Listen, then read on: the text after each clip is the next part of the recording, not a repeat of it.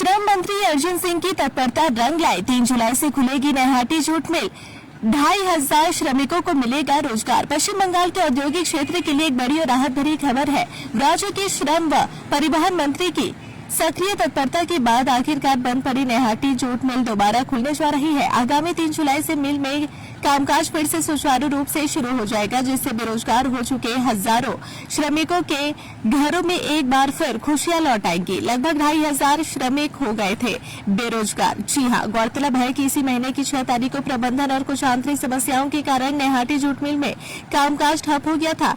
मिल बंद होने की वजह से अचानक लगभग 2500 श्रमिक पूरी तरह से बेरोजगार हो चुके थे, जिससे उनके सामने रोजी रोटी का संकट खड़ा हो गया था। मिल को दोबारा खुलवाने के लिए लगातार प्रयास किए जा रहे थे।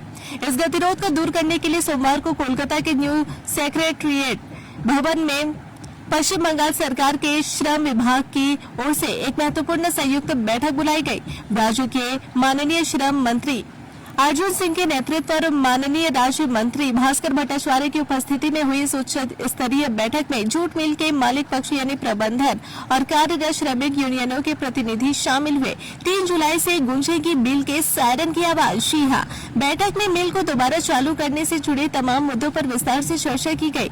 एक लंबी और सकारात्मक चर्चा के बाद सभी पक्षों ने सर्वसम्मति से निर्णय लिया कि आगामी 3 जुलाई से नैहाटी जूट मिल को दोबारा खोल दिया जाएगा। सभी श्रमिक काम पर वापस लौटेंगे।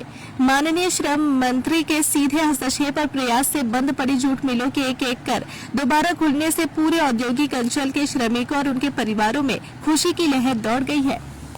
तृणमूल गवर्नमेंट जूट मिल বা কোনো কারখানা চলুক এটা চাইতো না, সবসময় ডিসব্যালেন্স করে রাখতো যাতে ইন্ডাস্ট্রি থেকে লোক পলায়ন করে, শ্রমিক এখান থেকে চলে যাক। ওর সবটাই ওদের ভোট ব্যাংকের রাজনীতি ছিল। একটু বুদ্ধি খাটিয়ে যদি ডিসব্যালেন্সটাকে ব্যালেন্স করতে পারে কোনো ইন্ডাস্ট্রি এখানে বন্ধ হবে না। কিন্তু দুর্ভাগ্য তৃণমূল বা এর আগে সিপিএম এটা চাইনি। যাই হোক, আমরা দায়িত্ব পেয়েছি, আমরা চেষ্টা করেছি। 10 জুলাইয়ের মধ্যে ম্যাক্সিমাম মিলটা খুলে যাবে এরকম কথাবার্তা চলছে। আর যেটা বড় আকারে ডিসব্যালেন্স আছে ওই চাষিদের মধ্যে, মাঝখানে জেসিআই কে জুট